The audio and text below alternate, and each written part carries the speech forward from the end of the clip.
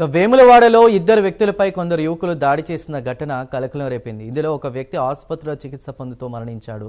మంచిర్యాల జిల్లా చెందినటువంటి శంకర్, రాజేందర్ అనే ఇద్దరు వ్యక్తులు రాజన్న జిల్లా వేములవాడలోని బలవంతరావు నగర్లో ఈ నెల 15వ తేదీన అనుమానాస్పదంగా తిరుగుతున్నారు.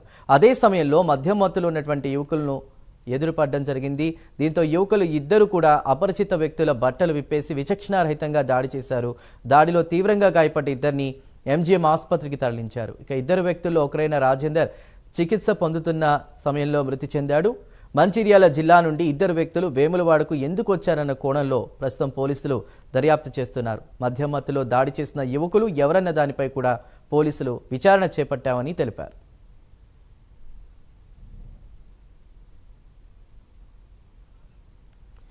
రైట్కి ఇదే అంశానికి సంబంధించిన అప్డేట్స్ అందించడానికి మా ప్రతినిధి రాజు సిద్ధంగా ఉన్నారు. రాజు,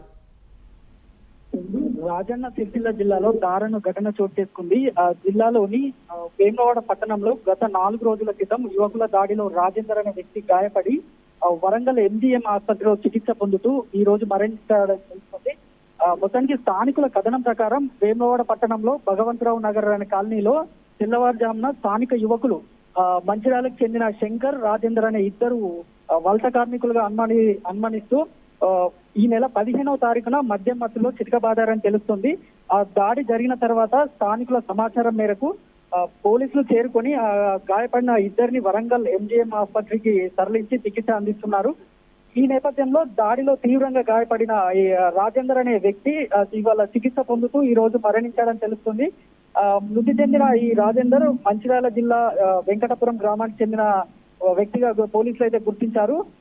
బాధితులపై మద్యం మత్తులో యువకులు దాడి చేయడం సీసీ కెమెరాలో రికార్డ్ అయింది. ఈ క్రమంలో పోలీసులు కేసు నమోదు చేసుకొని దాడి చేసిన యువకుల కోసం అయితే గాలిస్తున్నారు. మొత్తానికి యువకుల మద్యం మత్తు ఒక వలస కార్మికుడిగా అనుమానిస్తున్న వ్యక్తిని బలి తీసుకోవడం స్థానికులను అయితే తీవ్రంగా కలిసివేస్తుంది. మద్యం మత్తులో విచక్షణ రహితంగా ఈ వలస కార్మికులపై దాడికి పాల్పడ్డ నిందితులను కఠినంగా శిక్షించాలని అయితే స్థానికులు కోరుతున్నారు. Right Raju, thank you.